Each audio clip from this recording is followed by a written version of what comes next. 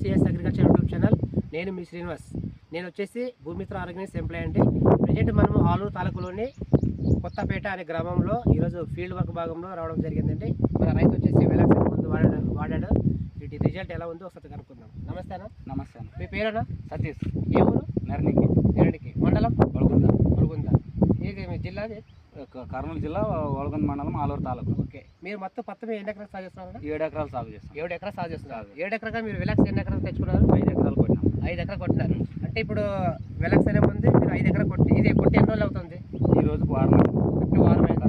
అంటే ఇది కొట్టుకు ముందు ఏ ఉండేది మీ పంటలో? ఇది కొట్టిన తర్వాత ఏమి చేంజెస్ ఒకసారి చెప్తారా? పేను, ఓకే, దోమ, ఓకే, చెట్టు కూడా ఇంత హైట్ ఉండలేదు. హైట్ వచ్చినాయి, ఓకే, పంగులు వచ్చినాయి, పేన, దోమ లేదు.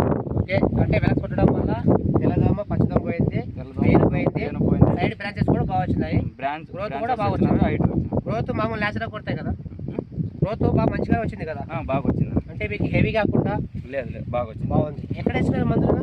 అదొండలేదు. తెచ్చుకున్నారు. అంటే కొట్టొచ్చా రైతు?